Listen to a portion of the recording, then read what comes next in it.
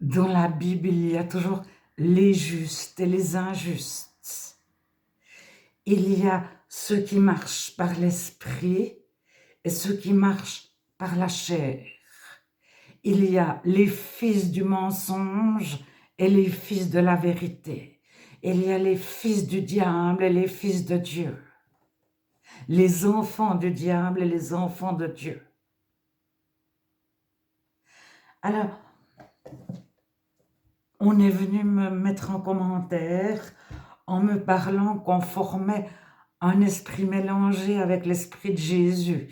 Alors, je viens de retrouver ce qu'il entendait, mais c'était totalement sorti de son contexte.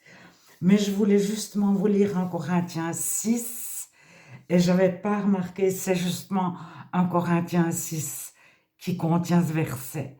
Alors, la personne qui est venue mettre un commentaire avait relevé ce verset à lui tout seul, tout à fait hors contexte, pour m'expliquer que la chair péchait, mais pas l'esprit, ou l'âme péchait, mais pas l'esprit. C'est-à-dire, si je vole, enfin, c'est ce que j'ai cru comprendre. Ils ne sont pas venus démentir, il y en a 2 qui sont venus.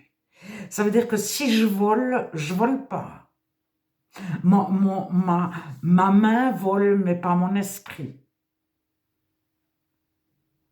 Alors, j'aimerais bien que l'un des 2 vienne démentir et me dire que je surinterprète ou que j'extrapole. Mais si réellement ça signifie que ma main vole, mon esprit ne vole pas, alors ça, c'est tordu, perfide, c'est malin, c'est diabolique.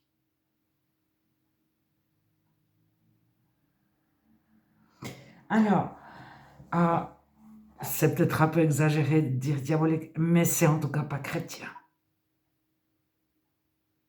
C'est impossible.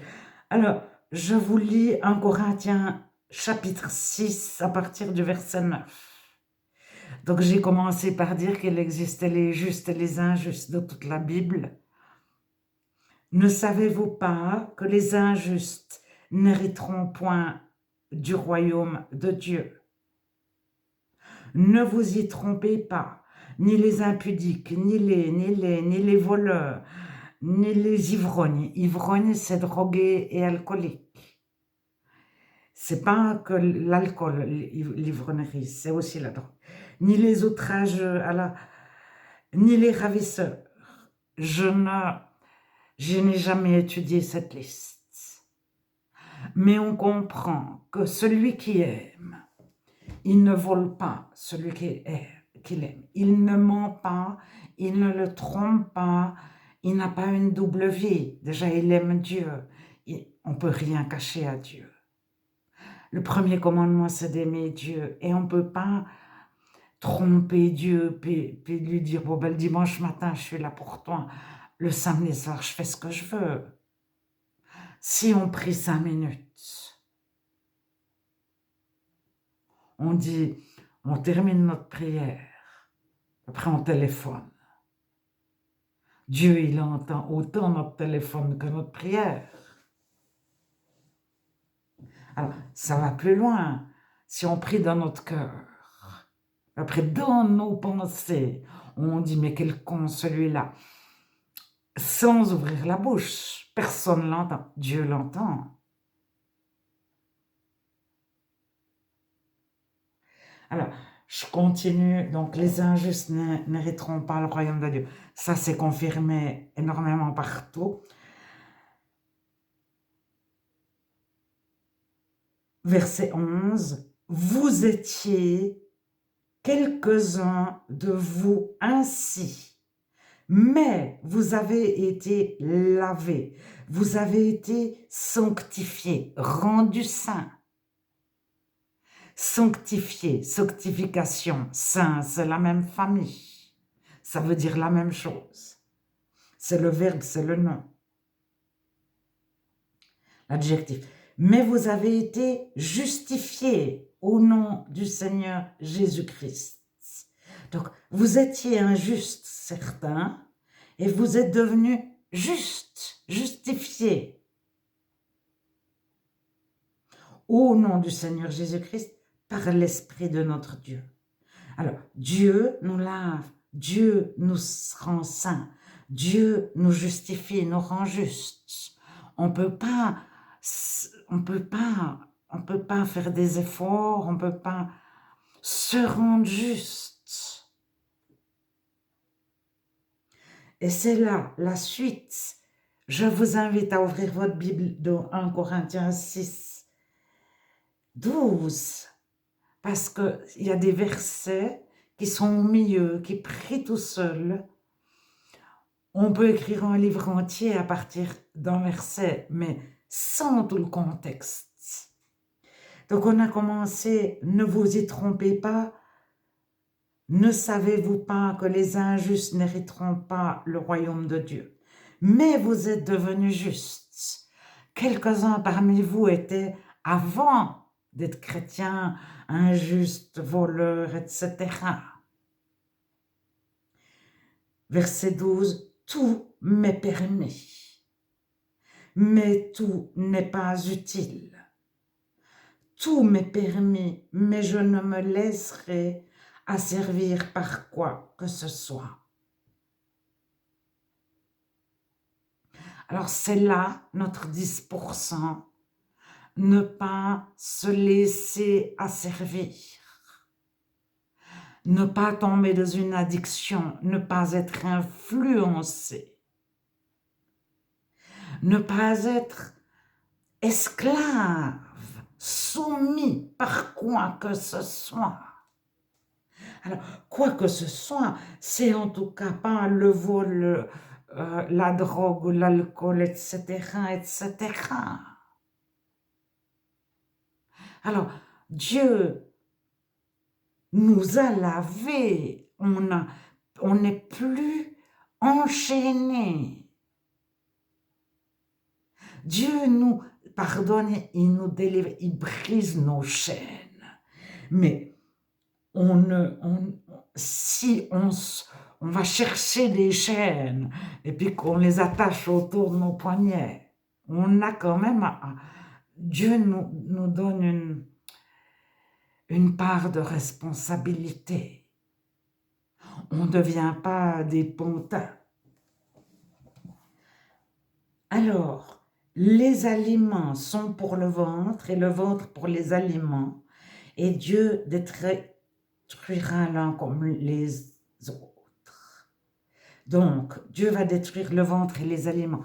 Donc, c'est pas la nourriture qui dirige ma journée. Je n'agis pas en fonction de la nourriture. Alors, je me parle à moi.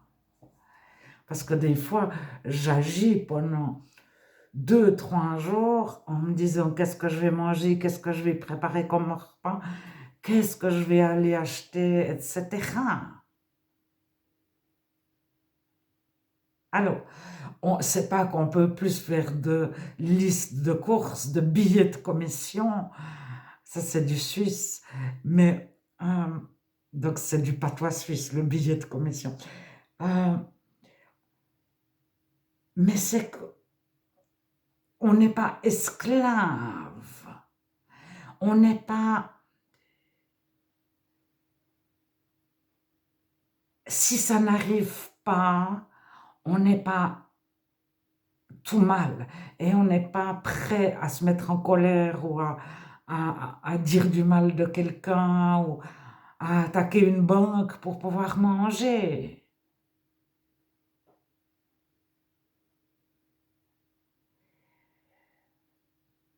Alors, attaquer une banque, c'est énorme, mais on peut simplement déclarer moins d'impôts ou trouver que notre voisin a oublié derrière sa porte des bananes, puis on se dit tiens, personne ne me voit.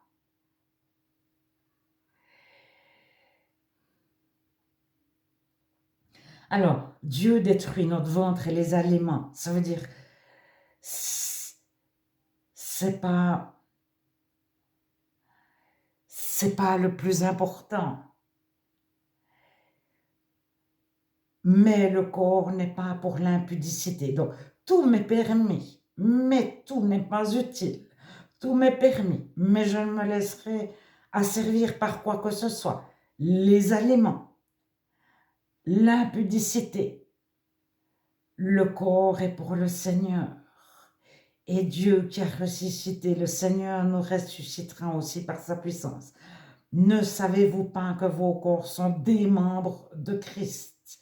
Prendrai-je donc les membres de Christ pour en faire les membres d'une prostituée? Loin de là.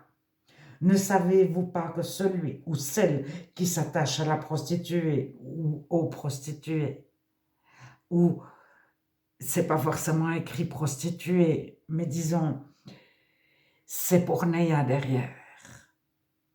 Ça peut être libertin. Certaines traductions traduiseront par libertin. Est un seul corps avec elle. Car est-il dit, les deux deviendront une seule chair. Mais celui qui s'attache au Seigneur est avec lui un seul esprit. Alors, j'arrive au verset. Donc, fuyez l'impudicité. Quel autre péché qu'un homme commette ou une femme, ce péché est hors du corps. Mais celui qui se livre à l'impudicité pêche contre son propre corps. Ne savez-vous pas que votre corps est le temple du Saint-Esprit qui est en vous et que vous avez reçu de Dieu et que vous ne vous appartenez point à vous-même? Soit on est les enfants de Dieu, on ne s'appartient pas soi-même, on a donné notre vie entière, on est chrétien. Être chrétien, c'est donner sa vie entière à Dieu. On ne peut pas être chrétien 3 heures par jour ou 10 minutes le matin. Ou le dimanche matin, ou le samedi soir, ou en réunion de prière du jeudi soir, du mardi soir, même en priant 5 minutes par heure, même en priant 10 heures par jour. C'est 24 heures sur 24 qu'on appartient à Dieu. On n'a pas de vacances. Mais c'est pour la liberté que Jésus nous a libérés, nous a affranchis de l'esclavage du péché. Parce que le péché nous tient en esclavage. On est tout mal si on ne mange pas à midi pile. On n'est pas capable de nos pays de sauter un repas sans être de mauvaise humeur. Alors qu'on est gras. J'entends, mais on peut vivre 4 jours sans manger, on va perdre 3 kilos, ou 2, ou 1, ou 0. Mais même si on perdait 10 kilos, on serait tous en pleine santé. Tous. Il y a quelques personnes qui sont, disons, en dessous du poids. Comment ce qu'on appelle médian, je dirais, le poids moyen, qui sont vraiment en sous-poids, maigres, très maigres. Mais sinon, on a tous la possibilité de sauter un repas sans qu'il nous arrive rien. Alors, l'hypoglycémie, etc., le sucre, on est accro au sucre. Le diabète, de type 2, je crois que c'est le type 2, donc, qui vient à cause de la malnutrition. Le diabète dans nos pays occidentaux, c'est une des premières maladies avec la stérilité. Bon. Alors, bref, vous ne vous appartenez point à vous-même. Mais quand on veut, on peut renier Dieu et ça veut, c'est une joie, c'est une liberté. Mais en même temps, on peut dire, je vais revenir au verset, on peut dire oui ou non à Dieu. On ne devient pas je vais revenir au verset dont on m'a parlé. C'est le verset 17, je crois. Mais je suis là au 20. Car vous avez été rachetés à un grand prix. Glorifiez donc Dieu de votre corps et de votre esprit qui appartiennent les deux à Dieu. Alors, pour le verset 17, celui qui s'attache au Seigneur est avec lui un seul esprit. Alors, ça c'est la Louis II. Martin dit un même esprit, c'est-à-dire une même pensée. Alors, parole de vie, c'est un peu comme la Bible au français courant. C'est fait par l'Alliance biblique française ou l'Alliance biblique universelle. C'est les protestants de France qui sont maintenant Bible O. Bible apostrophe O. Et c'est eux qui font aussi la Tobe, la Bible œcuménique, conjointement avec les éditions du Cerf pour le côté catholique. Alors, ils sont de protestants, ils sont devenus très proches des catholiques. Ça, c'est Biblo, j'ai pas tout à fait compris, mais je pense qu'il y a certains catholiques mélangés avec les protestants parmi Biblo. On peut me démentir si je me trompe. Donc, parole de vie dit, nous sommes comme une seule personne. Alors déjà, il ne faut pas sauter le comme, mais une même personne et un même esprit, ce n'est pas la même chose. Et puis, la Trinité, vous pouvez faire tout ce que vous voulez, l'esprit n'est pas une personne, c'est un esprit. Dieu n'est pas une personne, c'est Dieu. Alors, le vrai terme qui existait déjà, c'est hypostase. Et comme c'est un mot que personne n'a appris, c'est devenu personne pour le petit peuple. Mais,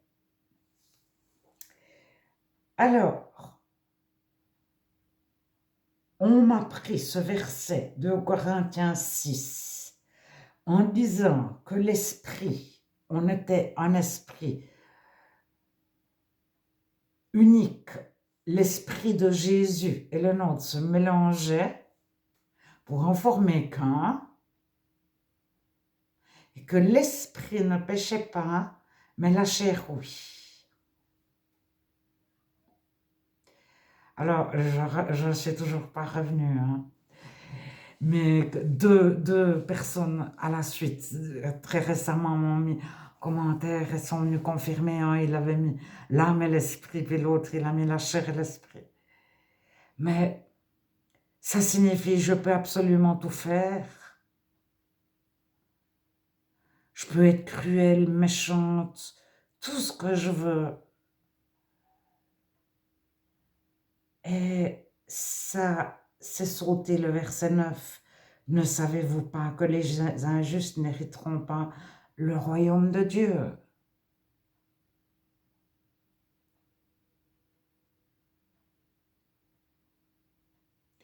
Alors, je vous encourage, quel que soit le sujet, quel que soit le passage de la Bible, à lire toujours les versets qu'il y a autour, parce que prendre tout m'est permis, mais tout n'est pas utile. Sans prendre, ne savez-vous pas que les injustes n'hériteront pas le royaume de Dieu? Sans prendre, tout est permis, tout m'est permis, mais je ne me laisserai asservir par quoi que ce soit. Sans prendre, les aliments et l'impudicité ne doivent pas vous dominer. Alors, demain, nous mourrons, mangeons et buvons, car demain nous mourrons. Bien boire, bien manger, bien baiser, c'est demain nous mourrons. il n'y a pas de Dieu qui punit et il n'y a pas de vie après la mort. Alors, soit on est du côté mangeant, buvant, etc., mais on ne sort pas des versets bibliques, on ne se dit pas chrétien.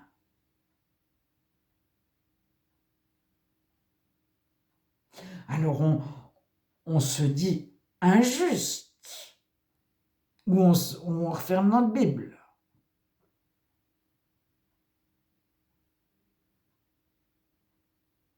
Mais alors on ne peut pas être chrétien dans notre esprit et ne pas être chrétien de la chair, de le corps.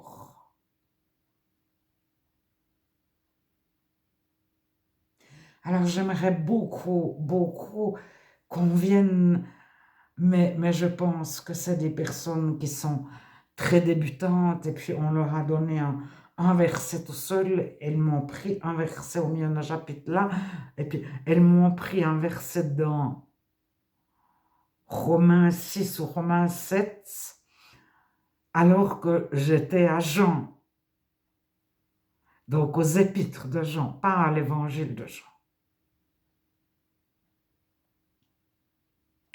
Donc à mon avis, mais moi je peux prendre des ciseaux, il faut regarder un petit peu mes vidéos, et puis je découpe un petit verset ici avec des ciseaux dans ma Bible, et puis je découpe un autre petit verset là, puis un autre petit verset là, et puis, mais je me fais un petit roman. Et je suis sûre que j'arrive à trouver, mais je choisis les versets que je veux.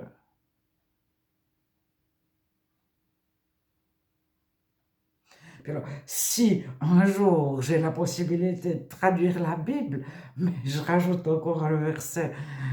Si j'aime pas, je ne sais pas, moi, une catégorie de personnes, je rajoute un petit quelque chose.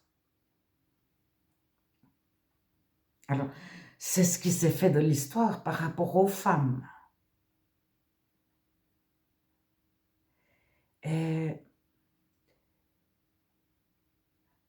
c'est vraiment comme s'il y avait je ne sais pas comment dire, mais si vous écoutez les Blancs des États-Unis, donc à peau blanche des États-Unis il y a 100 ans, ils vous décrivaient les personnes de couleur et qui avaient un caractère totalement différent que les hommes blancs. Ils étaient déjà incapables ils étaient ceci, puis pas assez cela, etc.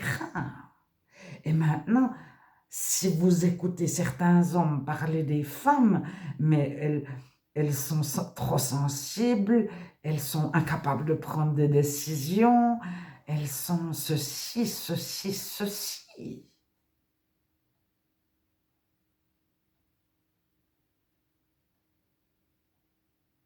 Alors, les non-chrétiens cherchent toujours à dominer.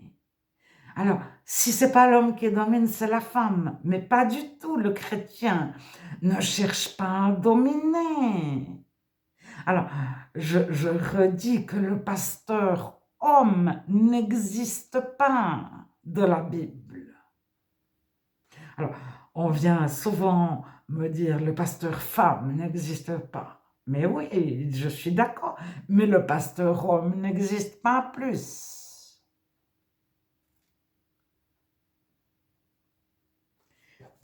Où il est? À quel moment il est? À quelle page? Alors, c'est parce qu'il y a eu chaque fois des mélanges de l'histoire, puis après, quand les chrétiens repartent de leur côté, puis laissent tomber les païens, ils repartent avec un petit peu de ce que leur a apporté les personnes non chrétiennes. Le monde, les nations, les païens, je ne sais pas comment appeler, les non-juifs, les injustes.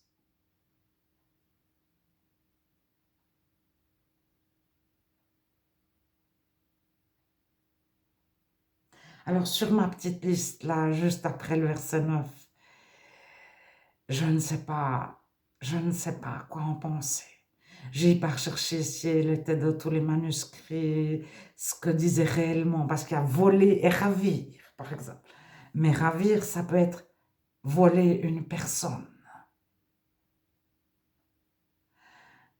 Ne pas faire de rap, c'est-à-dire ne pas prendre une femme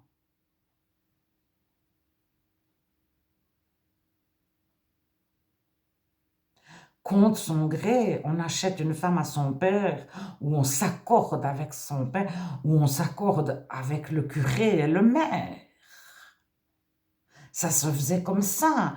Il y a en 1910, en France. Mère et curé bénissaient des mariages où la fille avait 14 ans et le vieux, il était vieux, vieux, vieux, vieux.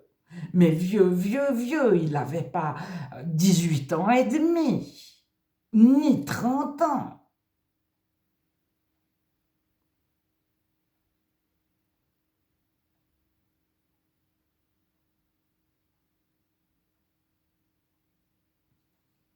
Alors, j'ai fait une légère digression. Je ne savais pas du tout où j'allais aller au début de la vidéo.